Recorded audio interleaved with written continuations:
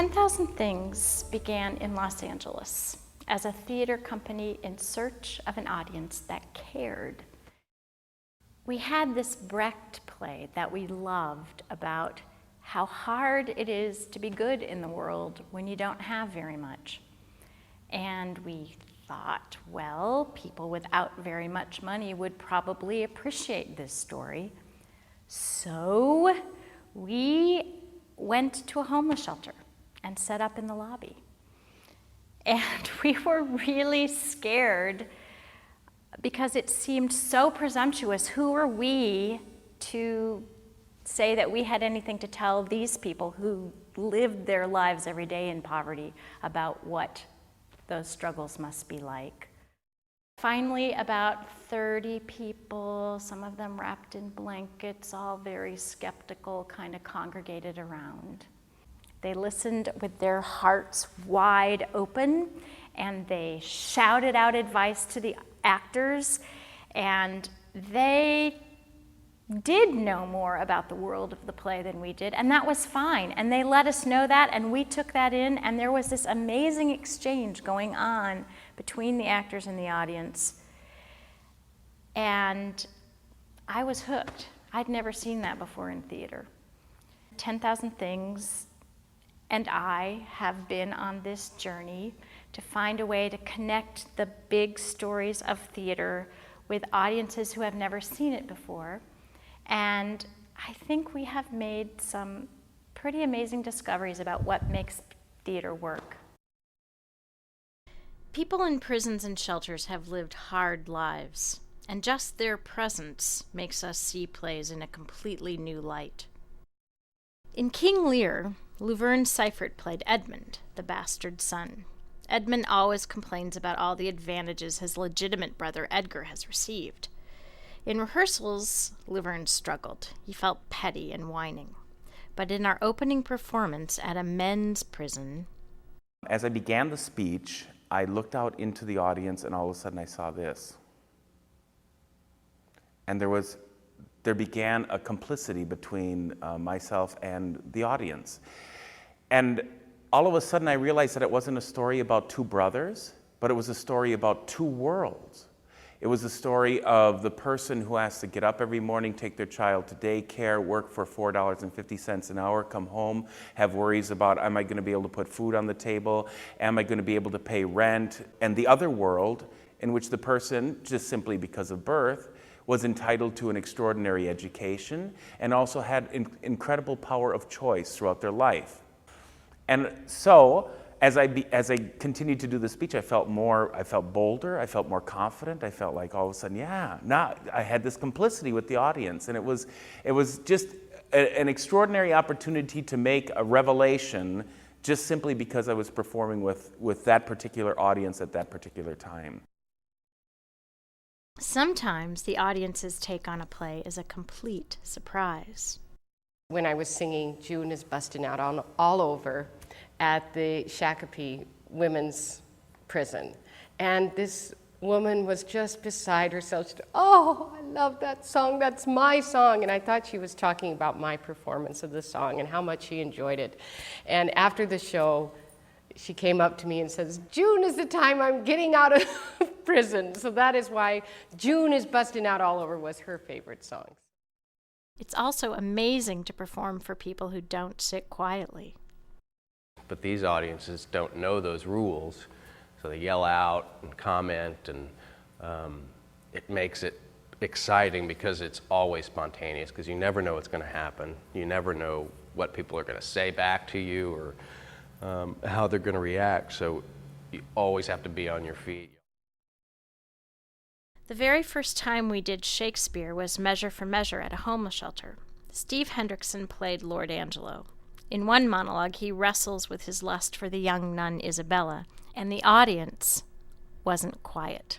And I picked out some woman. I can still see her. I mean, she looked to be in her 70s, which means she was probably in her 50s. But just the very eyes of age and wear and fatigue. But watching. And I said, what's this? Is this her fault or mine? The tempter or the tempted, who sins most? And she just looked for just a nanosecond. She said, well, I think it's you, shithead. And there's a titter that runs through the audience, and then some guy at the far end of the stage just shouts out, "Oh, just fuck her!" And the place erupts with laughter, and just my bowels just drop onto the floor. And I had what I now call my moment of epiphany, which was I said, I just have to say the next line. We remembered the groundlings, the people in Shakespeare's time who paid a penny a ticket to stand in front of the stage. They also loved to shout out at the characters. It was then we truly understood that Shakespeare wrote for everybody. He never expected his audiences to be quiet. There's something really aesthetically pleasing about working with such bare bones. It's not about pretty voices. It's not about pretty scenery. We have a circle of chairs. That's about it. Our sets have just a few things. We let the audience's imaginations do the rest. We perform in the middle of the audience, just inches away. There's no separation between the players and the audience. And the audience doesn't sit in the dark, so everyone can see each other. And there's no luxury of a light shift or a big scene change. There's no dancing to distract people, no tapping. Everybody's focused on these actors.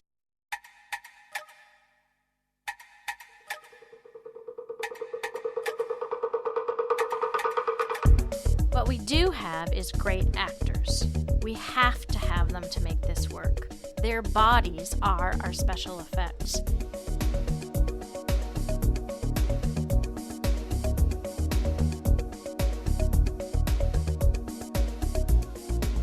And these actors must not only be at the peak of their craft, they also have to be generous and have huge hearts. Because it's hard. I mean, it's hard work. You carry the stuff in and you carry it out and you pick it up and, at the end of every show, I say to my wife, I'm never doing this again. I'm just worn out. It's scary. It's very scary. I mean, you have to be telling the truth out there because you're this far away from them, closer than I am to you now. And if you're not speaking the truth, which is what you want to do all the time in theater, I think, they aren't going to buy it.